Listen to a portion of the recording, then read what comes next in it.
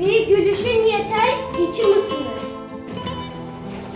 Yüreğimde sevdan hep ışıldar. Seninle başlar her güzel anı. Sensin benim sığınım. Geceler boyu uykusuz kalan, bir tek bakışla yarım saran. Senin duaların uslu dünya.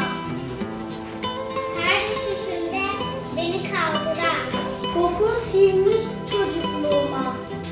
Sığınmışım sıcak kucağına. Ne zaman üzülsem adını anarım. Kalbim seni arar her zaman her bağ. Bilmem neler gelir bir tek dileğim. Hep yanımda ol annem, meleğim. Sana minnet, sana bir teşekkür. Canım anne.